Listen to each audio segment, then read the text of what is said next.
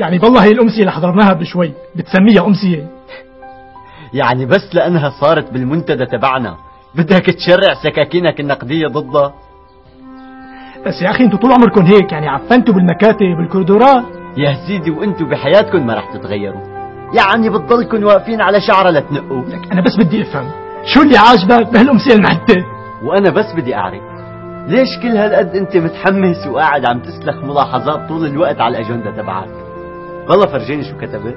يا سيدي الأجندة تبعي امتلت ملاحظات على المنتدى تبعكم.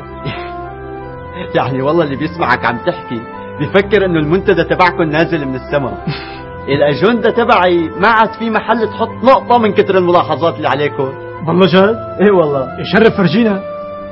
يشرف. ها لك شو هالأجندة هاي؟ لك هي قديمة وعدتها كتير، لسه في منها هاي؟ ليش فرجيني الأجندة اللي معك؟ شرف. لك ليش هيك شكلها غريب هاي؟ لتكون جايبها من برا؟ والله شكلها من برا. هلا بس لأنه مختلفة شوي صارت من برا، بعدين أنا كل شيء بيجي تهريب يا أخي ما بحبه.